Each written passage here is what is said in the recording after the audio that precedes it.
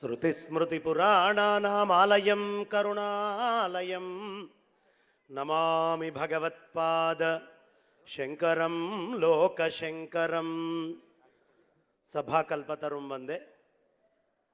మొట్టమొదట రెండు రాష్ట్రాల్లో ఏ ప్రముఖులనైనా సనాతనమైన ఏ మహాత్ములనైనా సన్మానం చేయాలి అంటే మా దర్శనం శర్మగారే. గట్టిగా ఓసారి దర్శనం శర్మగారికి కరతాళ ధ్వనులతో శుభాభినందనలు తెలిపి, ఎందుకంటే ఓ వారం కాలేదు పెద్దలు ద్విసహస్రావధాని బ్రహ్మశ్రీ మాడుగుల నాగఫణి శర్మ గారికి సింహతలాట ధారణం ఇదే వేదికలో అనేక మంది పెద్దల సమక్షంలో వారు నిర్వహించడం వారం రోజుల్లో.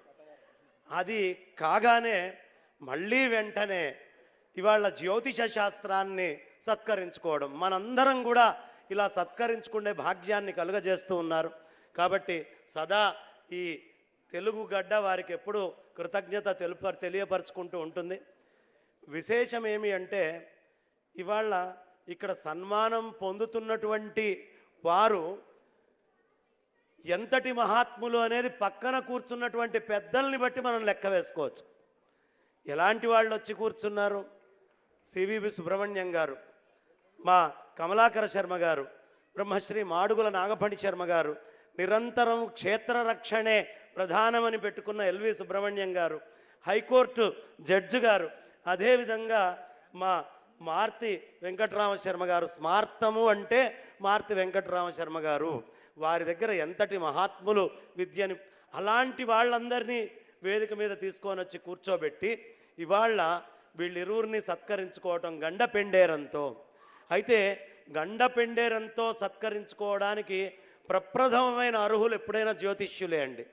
మిగతా అందరినీ మామూలుగా మనం రకరకాలుగా పండితులండి, మహానుభావులు అంటూ ఉంటాం. కానీ ఒకే ఒక్క శబ్దముతో జ్యోతిష్యుల్ని పిలవాలి తప్ప మిగతా ఎవరిని పిలవడానికి వీల్లేదు.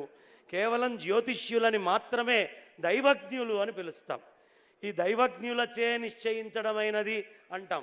జ్యోతిష్యులే దైవజ్ఞులు. ఎందుకు అంటే కంటికి కనిపించేవి ఎవరైనా చూస్తారయ్యా, కంటికి కనిపించనటువంటి గ్రహాలని వాళ్ళ దగ్గర కూర్చొని చూడగలుగుతున్నారు అంటే వాళ్ళు మహాత్ములు. అలాంటి ఆ కంటికి కనిపించినటువంటి దేవతా స్వరూపాల యొక్క శక్తిని గుర్తిస్తారు.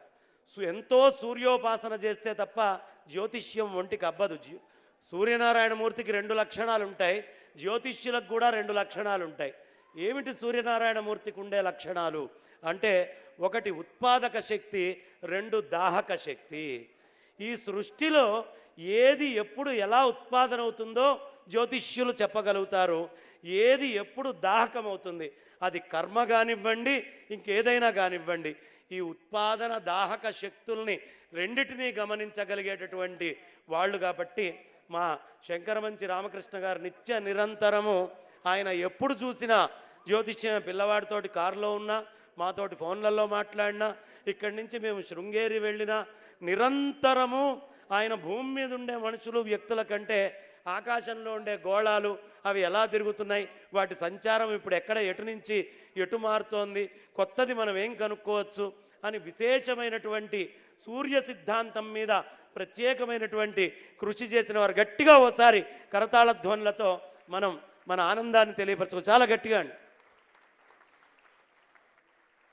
శంకరమంచి వారు వారొక్కరు జ్యోతిష్యులు అవ్వడం గొప్పతనం కాదు. వారి శ్రీమతి గారికి, వారి అబ్బాయికి, వారి అమ్మాయికి అందరికీ డాక్టరేట్లు, పిహెచ్డీలు ఇప్పించడం అంటే ఒక విద్యని తాను నేర్చుకోవడం, పరంపరగా ముందరికి కొనసాగేట్టుగా తీసుకెళ్ళటం, దానికి ఎంత అభినందించినా చాలా తక్కువే.